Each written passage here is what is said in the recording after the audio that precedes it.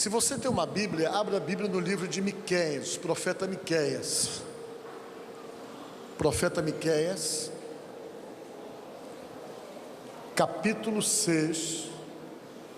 Miqueias 6. O verso é o verso de número 6.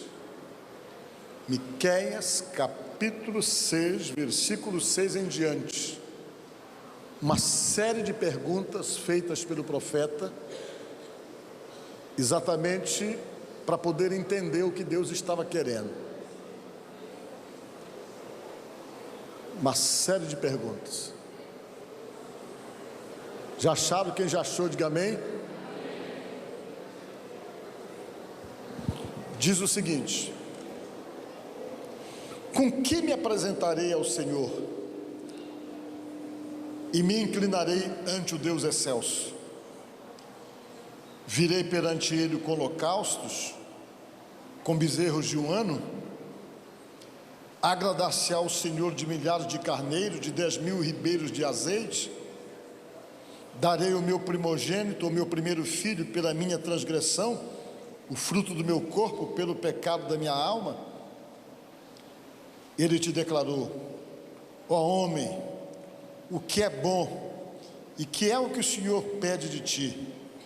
Que pratiques a justiça e ames a misericórdia e andes humildemente com o quê?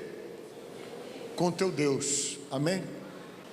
Irmãos, eu quero nesta noite conversar com você dentro da palavra de Deus, e quero falar de uma coisa que eu acho muito importante para nós nesta noite aqui. Amém? Sabermos o que é que Deus está querendo da gente. Isso é muito importante, nós termos a consciência disso. E eu acho que não tem uma melhor maneira de você procurar saber o que Deus está querendo. E o melhor momento é quando você está se questionando, ou quando você está vivendo alguma situação de crise, que você está querendo compreender, saber o que você pode dar, para poder então obter uma resposta de Deus. Porque geralmente quando as pessoas enfrentam crises em suas vidas, enfrentam certas dificuldades, elas sempre acham que tem que dar alguma coisa. É quando nós ficamos um pouco mais sensíveis com respeito ao nosso relacionamento com Deus, e se desperta em nós o interesse de fazermos alguma coisa, para poder então compensar de alguma maneira Deus na nossa concepção, e consequentemente obtermos algum benefício que nós estamos querendo. Nós somos muito ensinados assim. E essa proposta de dar alguma coisa é uma das coisas que ela se desenvolve em tudo quanto é lugar. As pessoas às vezes acham que tem que dar isso, tem que dar aquilo, tem que fazer sacrifícios, e às vezes as pessoas ficam muito focadas em fazerem sacrifícios para poder agradar a Deus, porque é o que Deus vai querer para poder mudar uma situação, para poder mudar uma realidade. E sempre as pessoas estão em busca de pagar com algum tipo de sofrimento, com alguma dificuldade se permitindo, para poder sensibilizar Deus.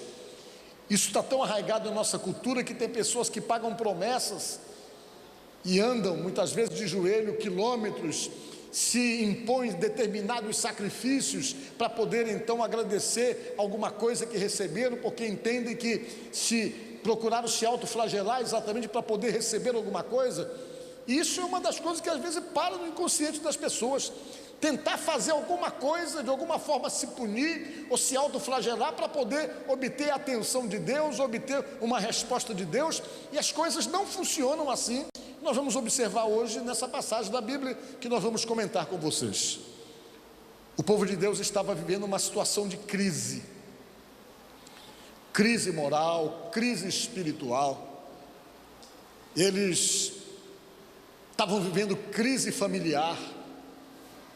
Para vocês terem uma ideia, haviam perdido a sensibilidade, haviam perdido o afeto entre eles, e havia entre eles uma série de práticas e de costumes que estavam simplesmente fazendo com que Deus se afastasse completamente deles, que Deus simplesmente se afastasse, porque eles estavam fazendo escolhas, e essas escolhas estavam incomodando Deus, estavam deixando Deus entristecido, e Deus não podia compactuar exatamente com as escolhas e com as decisões que eles estavam fazendo. Eles estavam influenciados por um rei, que era um rei chamado Acaz.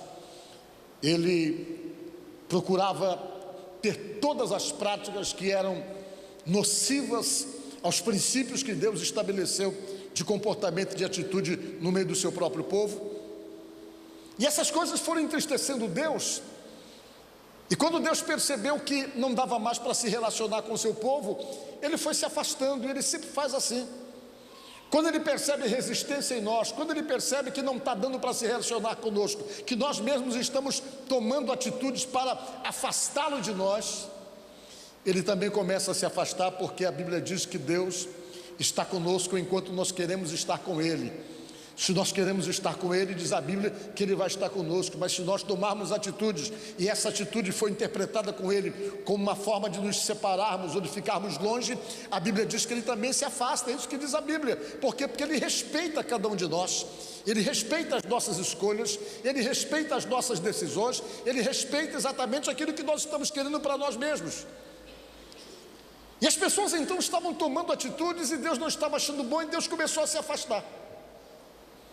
E nesse afastamento de Deus, por conta da escolha do povo, que optou realmente por fazer coisas que Deus não compactuava, por conta do rei Acaz, que estava tomando atitudes que Deus não poderia concordar, o povo começou a sofrer, porque com a ausência da presença de Deus, com a ausência da bênção de Deus no meio da nação, no meio do povo de Israel, eles começavam então a cair em sofrimento, a cair em desgraça, exatamente porque eles tinham total dependência da bênção de Deus e tinham a necessidade de estarem bem com Deus, para que essas bênçãos da parte de Deus pudessem então fluir sobre a vida deles e consequentemente as coisas funcionarem. Não é diferente comigo, não é diferente com você, não é diferente com nós que estamos aqui. Deus precisa desse entendimento, Deus precisa dessa nossa atitude de aproximação com Ele e de submissão, a ponto então de compreendermos qual seja a sua vontade e pelo menos nos esforçarmos para fazermos essa vontade, para que Ele possa então poder liberar as suas promessas. Promessas que só são liberadas quando nós de fato estamos dentro daquele contexto estabelecido com Ele, para esse envolvimento, para esse relacionamento. E na medida então que as pessoas tomavam atitudes que feriam determinados princípios estabelecidos, eles iam sofrendo. A Bíblia diz, por exemplo, e a história conta, que Sargon II, o rei da Síria, chegou a tomar a cidade de Samaria e foi dominando tudo. E as pessoas sofrendo, dificuldades em casa, no meio da família. Tem um texto no mesmo capítulo que diz que os filhos não se entendiam com os pais, a nora com a sogra. A situação então tomou tamanha proporção que atingiu os lares perderam as suas estruturas e as pessoas não estavam se entendendo. E toda uma crise, toda uma contenda, todo um desentendimento se estabeleceu, que gerou um sofrimento tremendo no meio do povo de Deus. Mas tinha um profeta que se chamava Miqueias, que ele estava lutando para tentar fazer a cabeça das pessoas de fato mudar e compreenderem coisas que eles não estavam compreendendo.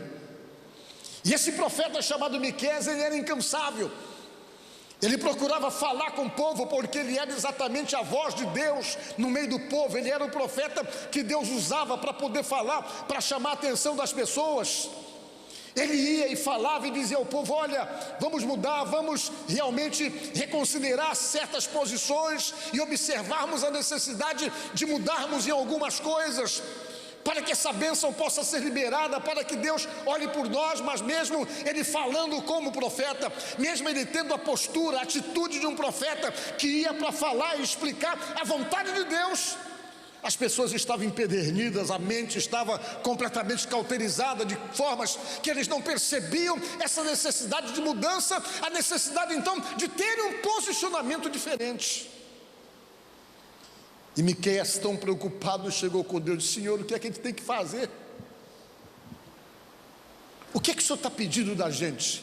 Que na verdade ele estava querendo que a situação mudasse. E ele chegou com Deus e perguntou: Senhor, o que é que nós temos que fazer? O que é que precisamos fazer para que essa situação mude? Com o que é que nós podemos pagar para que essa realidade se transforme, para que venhamos sair dessa crise que nós estamos vivendo, dessa dificuldade pela qual estamos passando. O que é que temos que fazer? E ele foi com Deus e começou então a fazer uma relação de perguntas a Deus e de coisas que ele poderia oferecer para Deus, que poderia então cessar aquela situação de crise e consequentemente vir um tempo de bênção e de mudança para a realidade em que eles estavam vivendo. E ele foi e relacionou para Deus uma pergunta das coisas que ele poderia dar, que Deus pudesse responder para ele, para que eles pudessem fazer algum tipo de sacrifício, para que isso então pudesse mudar a realidade que eles estavam vivendo, de total dificuldade e da crise que pairava sobre o povo de Deus. E eles foi, o profeta Miqueias, e fez a pergunta: com que me apresentarei diante do Senhor? Como é que eu tenho que me apresentar diante dele para que ele cesse, ou para que ele coloque a mão e mude essa situação, mude essa realidade? E ele foi e disse: como é que eu vou me inclinar diante do Deus excelso? O que é que eu tenho que fazer para que essa situação mude? E ele vem e começou a relacionar: agrada-se o Senhor de milhares de carneiros e 10.000 ribeiros de azeite? Será que Deus vai se agradar se eu fizer sacrifício de muitos animais e matar milhares de animais e der para Deus quantidades enormes de azeite para levar para o templo? Será que isso vai agradá-lo? Depois ele vem: será que Deus, para poder fazer cessar esse problema todo, eu tenho que dar o meu filho em sacrifício, o meu primogênito, o meu filho mais velho? Será que eu sacrificando o meu filho, para que Deus realmente venha me ouvir, me atender ou nos atender e mudar essa situação, será que isso vai fazer com que cesse a crise e os problemas que estamos passando? Aí ele foi relacionando: darei o meu primogênito pela minha transgressão, o fruto do meu corpo pelo meu pecado, da minha alma? Ele começou a perguntar para Deus, porque dentro da concepção dele, para aquela situação mudar, ele teria que talvez fazer algum tipo de sacrifício, fazer um holocausto muito grande, matar milhares de animais em sacrifício no altar para sensibilizar Deus. Talvez ser um pouco mais radical, pegar o filho dele, o filho mais velho, e sacrificar, matar no altar e derramar o sangue diante de Deus, para que Deus pudesse então se sensibilizar diante da questão e da situação que eles viviam, e fazer com que o coração do povo retrocedesse e parasse aquela situação de crise. Tudo isso ele se perguntou. E quando ele parou para ouvir Deus, Deus não estava querendo nada daquilo. Diga glória a Deus. O que Deus estava querendo era uma mudança comportamental, era um posicionamento diferente, exatamente porque as coisas pelas quais as pessoas estavam se deixando envolver eram exatamente as coisas que estavam complicando todo aquele relacionamento com Deus e que estava fragilizando por demais essa convivência com Deus. E Deus então chegou e disse para o profeta exatamente essas palavras que está no versículo 8 do capítulo 6 do livro do profeta Miqueias. Ele te declarou, Deus falou: ó homem, o que é bom e o que é que o Senhor pede de ti? O que é que Deus está pedindo das pessoas? O que é que Deus pede para você? Será que Ele está pedindo um sacrifício? Será que Ele está pedindo que você realmente ande 1 quilômetro de joelho? Será que Ele está pedindo que você ande pela rua com uma pedra na cabeça, bem pesada? Será que Ele está pedindo que você pegue todo o seu salário do mês e entregue tudo uma instituição de caridade, até mesmo na igreja, para poder atender você diante das crises que você está passando? Será que são essas coisas materiais que Ele pede? Será que são esse tipo de sacrifício que Ele está pedindo? Não, Ele disse: ó homem, o que é que eu peço de ti? Falou Deus. Será que vocês se relacionam comigo há tanto tempo, vocês não compreendem o que é que eu peço? Vocês não compreendem o que é que eu estou querendo? O que eu peço de ti é isso, disse Deus: que pratiques a justiça. Diga glória a Deus. Primeiro procura praticar a justiça, procura fazer as coisas certas, as coisas justas, disse Deus.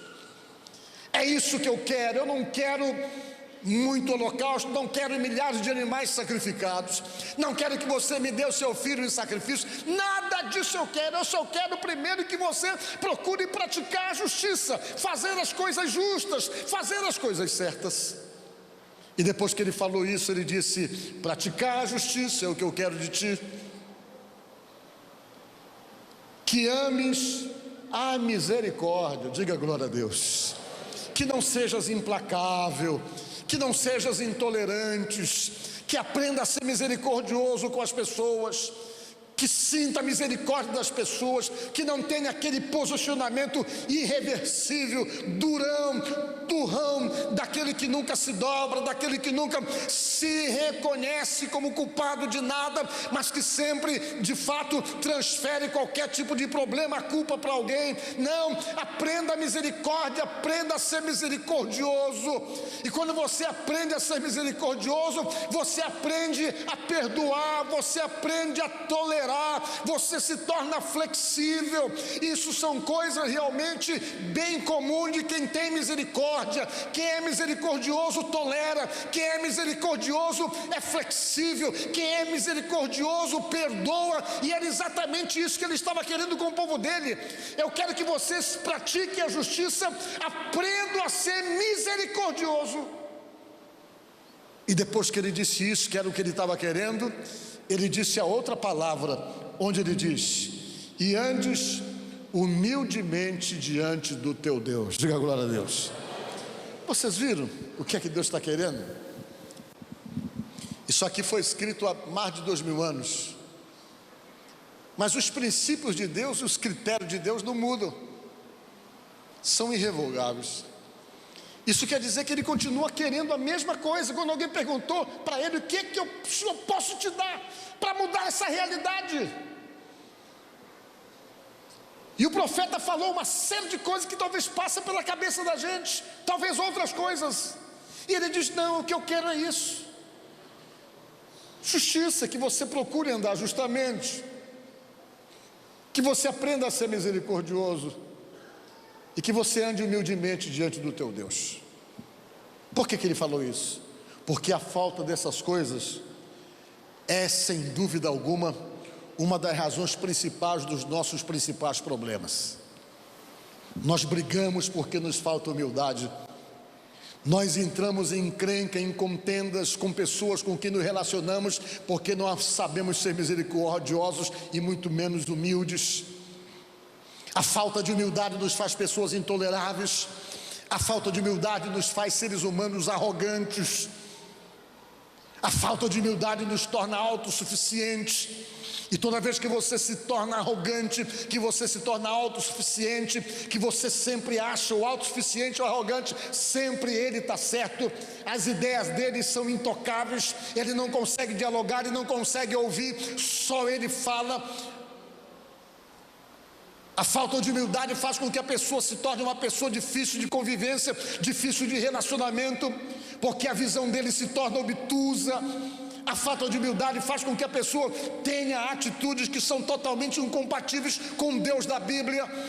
A falta de humildade faz com que você seja briguento, com que você seja encrenqueiro, com que você não consiga ponderar nada com respeito às suas convivências e o seu relacionamento. A falta de humildade faz de você uma pessoa pesada para conviver e para se relacionar, e consequentemente é geradora de todos os problemas, de todas as dificuldades que você possa ter. Era exatamente isso que Deus queria falar e dizer: olha, gente, eu me afastei de vocês e vocês estão sofrendo, porque faltam em vocês exatamente as coisas que eu estou querendo. Quer aprender a ser misericordioso, não ser implacável, aprender a ponderar, aprender simplesmente a ceder quando precisa ceder, aprender acima de tudo a ser sábio, para poder conviver com pessoas e poder ajudá-las e poder edificá-las. Foi o que Deus falou para o seu próprio povo. Deus esteve olhando e viu que não dava para se relacionar, porque a falta dessas virtudes em nossas vidas torna o nosso relacionamento com Deus muito difícil. A Bíblia diz que Deus nem se relaciona com pessoas que não conseguem ser humildes diante dele. A Bíblia diz que quando você não é humilde, o contrário disso se chama soberba. E a Bíblia fala claramente que Deus resiste ao soberbo, que Ele não tem acordo com o soberbo, que Ele não se relaciona com o soberbo. E toda pessoa que é soberba, ele é muito ele, tem que ser do jeito dele, da forma que ele pensa, da forma que ele acha. E quando ele aprende a ser humilde diante de Deus, já não é mais como ele pensa, já não é mais como ele acha, ele está submetido àquilo que Deus acha. Diga glória a Deus. Ainda que tudo venha, está dentro da sua visão, fundamentado naquilo que ele pensa, naquilo que ele acha, mas o que ele pensa, o que ele acha, não é mais relevante. O que se torna relevante é aquilo que Deus pensa. Se Deus manda ele ser humilde, ele se torna humilde. Se Deus manda ele ser tolerante, ele se torna tolerante. Se Deus manda ele ser misericordioso, ele se torna misericordioso. Por quê? Porque ele entende que essa é a vontade de Deus e ele resiste os seus próprios defeitos, ele resiste às suas próprias deformidades, com o intuito de poder se relacionar com Deus. Diga glória a Deus. Olha, se passaram mais de 2000 anos, mas os princípios continuam os mesmos. É difícil para Deus se relacionar com alguém que não tem misericórdia, porque a misericórdia que nós temos com outras pessoas gera misericórdia para nós também. O que é misericórdia? É uma palavra que dá para entender direitinho. A palavra misericórdia significa as nossas misérias alcançar o coração de Deus. Miséria, que vem de miséria, córdia, que é coração. E a miséria nossa alcançando o coração de Deus, as dificuldades, os sofrimentos e as deformidades nossas alcançando o coração de Deus, para que Ele não nos consuma por ser perfeito, por ser realmente uma pessoa sem defeitos. E Ele estabelece essa convivência comigo, com você, pela misericórdia. Por quê? Porque nós não somos dignos dele em nada. Ele é perfeito, ele não tem falhas e nós temos inúmeras falhas. Só é possível esse relacionamento entre nós e ele por causa da misericórdia dele. Diga glória a Deus. Por isso que a Bíblia diz que o motivo, as misericórdias do Senhor é a razão pela qual nós não somos consumidos, diz a palavra de Deus. E o que Deus está querendo é que essa mesma misericórdia esteja permeando o meu coração e o teu coração. Porque quando você tem misericórdia, você consegue conviver bem com todo mundo. Quando você é uma pessoa dotada de misericórdia, você se torna uma pessoa até compreensiva com as dificuldades humanas, com as deformidades humanas, e você tenta ajudar. Quando você tem misericórdia, você não se torna excessivamente crítico ao ponto de destruir e de desmotivar uma pessoa. Mas quando há misericórdia no seu coração, toda a sua tendência, toda a sua ação se limita no fato de ter que ajudar, de dar as mãos, de poder levantar. E a Bíblia diz que é isso que Deus está querendo do seu povo, a misericórdia. E juntamente com essa misericórdia, Ele diz na sua palavra que Ele quer a humildade. Por quê? Porque a humildade não deixa você extrapolar diante de Deus ao ponto de se sentir alguma coisa que você não é. A humildade mantém você num posicionamento e numa posição que Deus consegue se relacionar com você. Deus consegue conviver com você, com todas as deformidades que você possa ter. Deus consegue se relacionar com você. Essa é a razão porque Deus dizia que Davi era um homem segundo o seu coração. Se você for olhar para o Davi, era uma das pessoas mais imperfeitas que possamos ver na Bíblia.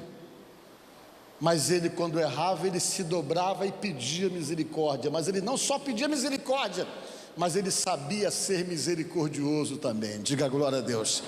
Ele sabia ser misericordioso. Ele foi misericordioso com a casa de Saul. Ele foi misericordioso com os filhos de Saul. O Saul queria tanto matá-lo. Ele era um homem que tinha misericórdia. Quando ele sentou no trono,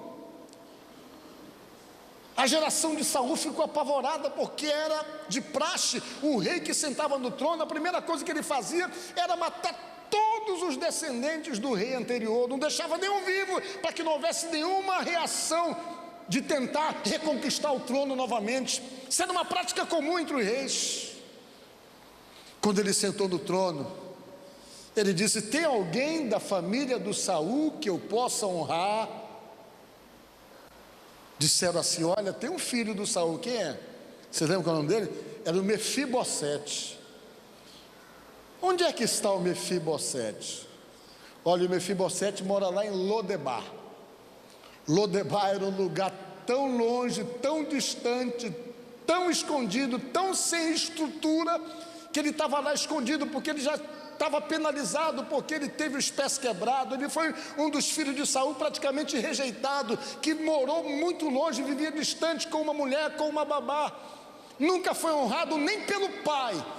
E quando ele sentou no trono, ele disse: vão buscar esse filho do Saul, porque ele vai sentar na mesa junto comigo. Diga glória a Deus. Misericórdia. Por isso que Deus era misericordioso com ele.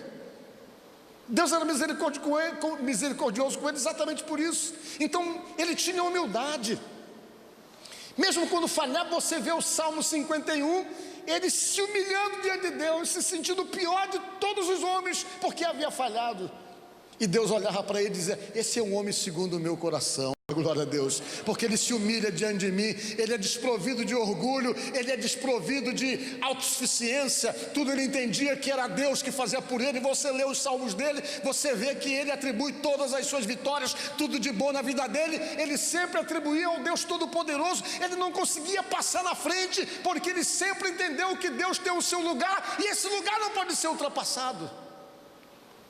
Não foi assim que ele fez, diz a Bíblia. Um dia ele estava fugindo do Saul, e ele só falou perto dos valentes dele: poxa, como eu queria tomar da água que tem lá perto da minha casa, em Belém de Judá. Tem um poço e uma água que tem há muito tempo que eu não tomo, eu não posso nem chegar lá, porque o inimigo está todo na área, eu não tenho como chegar lá. Os amigos dele ouviram aquela história, vamos buscar água para o rei. Eles saíram de cavalo, romperam um cinturão de soldados enormes que estavam no lugar, até soldados de Saul. Eles atravessaram, pegaram espadadas, se machucaram todinho, foram lá, pegaram a água, voltaram pelo mesmo caminho. Quando chegaram na caverna de Adulão, com aquela sacola de água, o Davi olhou para eles, e eles estavam todos machucados, todos feridos, e disseram: rei, está aqui a água que nós trouxemos para o senhor, que o senhor tanto queria beber. Ele olhou e disse: para mim essa água? Mas vocês quase morrem para buscar essa água, vocês estão todos machucados, todos feridos, para trazer uma água para mim? Eu não vou tomar essa água, não. Eu não mereço essa água, que quase custa a vida de vocês, e que foi preciso tanto sacrifício para ir apanhar lá, onde vocês correram risco de vida. Eu não sou digno de tomar dessa água. Sabe o que ele fez? Ele abriu aquela sacola, que era uma sacola feita de couro de animal, que eles colocavam água, pegou, depois que ele abriu, ele espalhou e jogou a água. E quando ele jogou a água no chão, ele gritou: isso eu ofereço em libação ao meu Deus Todo-Poderoso. Essas coisas agradavam a Deus. E quando você tem esses princípios que Deus estabeleceu como princípios para Ele poder nos ouvir, tenha certeza, você muda a realidade da sua vida. Procure arrancar do coração qualquer arrogância, qualquer intolerância. Procure arrancar do coração qualquer sentimento que impeça você de ter misericórdia das pessoas. Peça para Deus tirar essas coisas. E na medida então que você vai se permitindo essas mudanças, essa transformação, no momento que você vai se permitindo essas virtudes, Deus começa a ouvir você, se relacionar com você. E quando Deus ouve alguém e se relaciona com alguém, o resultado disso se chamam bênçãos sem medida sobre a nossa vida. Então muitos dos nossos problemas estão diretamente ligados à nossa postura e às nossas atitudes. Talvez você esteja estragando tudo em sua volta, mas que nesta noite você possa entender que Deus está pedindo isso de você, e que isso possa abrir as portas para bênçãos que talvez ainda não chegaram até a sua vida. Amém? Que Deus abençoe você e que Deus ajude todos nós no nome de Jesus. Amém? Espero que a palavra de Deus tenha tocado no seu coração e que tenha levado você a refletir sobre os posicionamentos então que devem serem tomados para que Deus possa abençoar a sua vida da maneira como você está querendo. Eu aproveito, antes de fazer uma oração por você, e convido você para nos visitar na Igreja do Evangelho Quadrangular, aqui de São Luís do Maranhão, na rua Raimundo Corrêa, 355, do Monte Castelo. E você pode perceber no rodapé o endereço e os telefones. Você pode entrar em contato conosco pedindo oração. Nós vamos ter o maior prazer de poder orar por você e pedir que Deus abençoe a sua vida. Vamos fazer uma oração? Senhor, nosso Deus e nosso Pai, no nome de Jesus, eu oro por cada pessoa que está me assistindo agora. Essa pessoa que está com a vida travada, que as coisas não têm dado muito certo. E quem sabe o desespero já tem tomado conta desse coração e essa sensação de abandono tem levado essa pessoa a imaginar ou achar que Deus está indiferente com respeito aos seus problemas, o que na verdade nós sabemos que não é verdade. Mas nós te pedimos, Deus, te revela essa pessoa, mostra para essa pessoa o que é que o Senhor está querendo de fato com a vida dele ou com a vida dela. E através de um posicionamento, de uma tomada de posição, que Deus possa derramar das suas bênçãos infinitas sobre a vida dessa pessoa, repreendendo todo o embaraço, todo o atrapalho, todo o entrave, toda a dificuldade e tudo aquilo, meu Deus, que tem, de uma certa forma, gerado infelicidade no coração dessa pessoa. Derrama da tua bênção, do teu poder, abençoa o lar, a casa, a família dessa pessoa e que teus milagres se manifestem para fazer acontecer, meu Pai, aquilo que só o Senhor pode fazer, que só o Senhor pode operar. Deus, oramos por todos, no nome de Jesus. Amém. Que Deus te abençoe. Fique com Jesus. Eu te agradeço, Deus, por se lembrar de mim e pelo teu favor, o que me faz crescer. Eu vivo pela fé e não vacilo. Eu não paro, não desisto.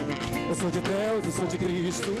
Você mudou a minha história e fez o que ninguém podia imaginar. Você acreditou e isso é tudo. Só vivo pra você. Não sou do mundo.